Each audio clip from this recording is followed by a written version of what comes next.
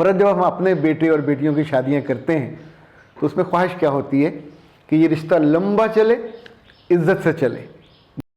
कि हमारी बहन की शादी हुई और वो नहीं चली तो हम क्या करें कि हमारी शादी चल जाए, यानी वो इसी तौर पे वो बच्चियाँ जो बहुत पढ़ी लिखी हैं, खूबसूरत भी हैं, अच्छे ख़ानदान से हैं, जब वो ससुराल में जाती हैं 1-2 साल के बाद बिल्कुल बाँ बाँ करने लगती हैं और मियों की नज़रें से भी गिर जाती हैं। घर में कोई एक भी उनका सपोर्ट करने वाला नहीं होता। जब भी कोई बहू ब्याह के लेके जाते हैं तो पहली गलती वो ये करती हैं कि शौहर को जगह जगह समझाने लग जाती हैं, वो आपसे ज़्यादा सियाना है। और घर के मामलात में वो अपनी माँ से क्या करता है, बाप से क्या करता है, बहनों और जो आपके जेठानी और जेठ और उनके साथ वो डीलिंग कैसी करता है। This is family politics.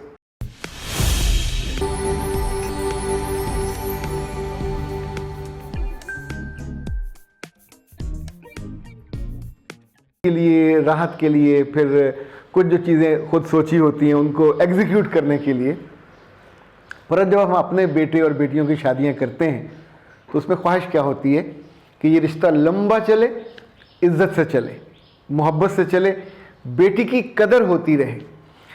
आपके जो बहुत सारे सवाल आते हैं वो इस बात पे होते हैं कि हमारी बहन की शादी हुई और वो नहीं चली तो हम क्या करें कि हमारी शादी चल जाए, यानी वो क्या गलतियां हों जिनसे हम ना दोबारा वो ना दोहराएं और उनसे टकरे भी ना मारें। इसी तौर पे वो बच्चियाँ जो बहुत पढ़ी लिखी हैं, खूबसूरत भी हैं, अच्छे ख़ानदान से हैं, जब वो ससुराल में जाती हैं 1-2 साल के बाद बिल्कुल बाँ बाँ करने लगती हैं और मियों की नज़रें से भी गिर जाती हैं। घर में कोई एक भी उनका सपोर्ट करने वाला नहीं होता। जब मुझसे बात करती हैं तो वो कहती हैं कि सर हम तो फ़लाँ साइकोलॉजिस्ट से मिले थे, फ़लाँ से मिले थे, फ़लाँ से मिले थे, उसने ये मशवरा दिया। तो मैं कहता हूँ अल्लाह के बंदो, जो साइकोलॉजिस्ट है वो किसी ज़हनी बीमारी को लेगा, फैमिली बीमारी नहीं है, फैमिली रवैया है। फैमिली अकल, दानिश, मोहब्बत को एक धीमे सुरों में तवाज़ुन के साथ लेके चलने का काम है। पहले लोग दाना होते थे, अक्लमंद होते थे, घर के बड़े, वो समझा देते थे। अच्छा, अब रेडीमेड दाना ही आती है, आप किसी कंसल्टेंट के पास जाते हैं। पर अगर किसी आप आधे कच्चे आधे पक्के कंसल्टेंट के पास चले गए जो लाइफ कोच नहीं कर सकता, जो इन फैमिली इश्यूज़ को जानता नहीं है, उसने हल नहीं किया, तो आपको जो भी मशवरा देगा ज़ाहिर है वो आप कई महीने ज़ाया करने के बाद फिर आप मेरे पास आते हैं। तो बेहतर यही होता है कि बंदा पहले ही सही जगह पे जाए और वहाँ जाके मशवरा कर ले। अब जो मेरी ज़िंदगी का मुशाहिदा है कि लड़कियाँ सबसे ज़्यादा जो बड़ी गलती करती हैं ससुराल में जाके कुछ ही दिनों के बाद, वो अपने शौहर की माँ बनने की कोशिश करती हैं। ये सबसे बड़ी गलती है। आपके निकाह नामे पे लिखा हुआ आप उसकी बीवी हो, वो आपको 400 बंदों की मौजूदगी में भी बीवी के तौर पे ब्याह के लेके गए। बीवी मीन्स टू फॉलो, बीवी मीन्स टू लव, बीवी means to produce the new generation. आपने क्रिएट करनी है नई नस्ल, ये आपके बुनियादी। और बीवी का मतलब ये है कि आप उस घर के किचन को अब जाके संभालोगे और अपने हाथों से नए जायके, नए टेस्ट, और उस घर में आप नई जगह बनाओगे। देखें, गुलदस्ते में जब भी कोई फूल लगाते हैं तो कांटे नहीं लगाते, फूल लगाते हैं। जब भी कोई बहू ब्याह के लेके जाते हैं तो पहली गलती वो ये करती हैं कि शौहर को जगह जगह समझाने लग जाती हैं, वो आपसे ज़्यादा सियाना है। और घर के मामलात में वो अपनी माँ से क्या करता है, बाप से क्या करता है, बहनों और जो आपके जेठानी और जेठ और उनके साथ वो डीलिंग कैसी करता है। This is family politics.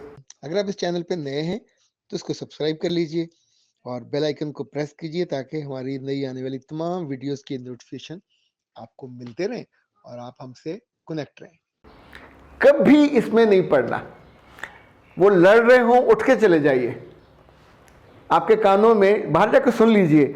वहाँ जब आप तक उनकी मालूमात पहुँचती है तो उन्हें लगता है कि आप उनके ख़ानदान के हिस्सा तो नहीं हो, तो ये हमारे राज इस तक चले गए हैं, तो अब वो आपको पसंद नहीं करते। फिर आपके बारे में बात होगी, कहीं को बात निकलेगी तो इल्ज़ाम आप पे चला जाएगा और आपसे इल्ज़ाम वो धोया नहीं जाएगा। ये पहली बात। दूसरा, शौहर के अगर कोई आते ख़राब हैं तो उन्हें फ़ौरन ठीक करने की कोशिश मत कीजिए। जब कर नहीं सकते, करोगे तो फसाद फैलेगा। वो जाके अपनी माँ से कहेगा, माँ किस चमड़ाक को ले आए हो, ये मेरे गिद्ध चिमटी रहती है, मुझे तंग करती है। इवन बाज़ घर मैंने ऐसे टूटने से बचाए हैं कि जहाँ लड़कियाँ ये कहती थी मियाँ बहुत मोहब्बत करता है, बहुत ख्याल करता है, अच्छी गाड़ी लेके दी हुई है, अच्छा घर है, आता देर से है।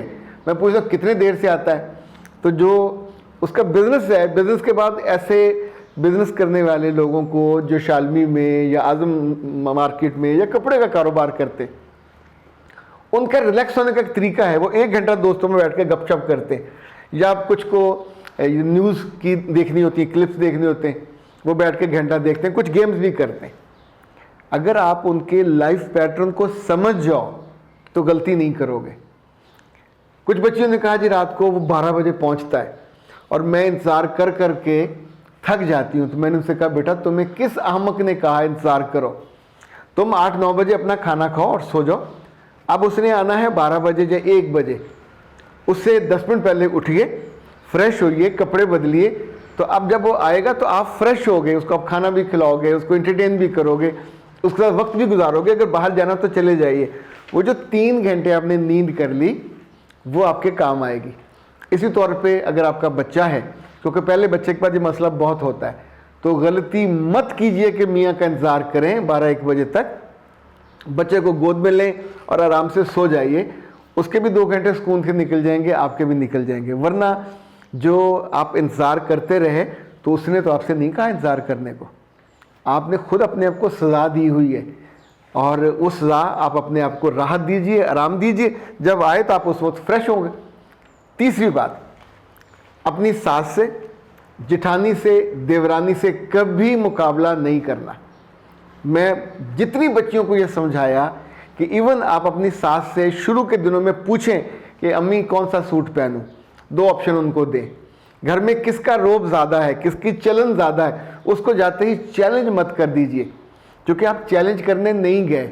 उसकी स्टेट है, जो भी है, वो जिठानी है या माँ है, उसकी स्टेट में अगर आप जाके चैलेंज कर दोगे तो ये इतना बड़ा ब्लेंडर होगा कि उसका सारा जो गुस्सा है और सारी प्लानिंग और सारी साजिशें, उसका मरकज़ कौन बनेगा? आप बनोगे।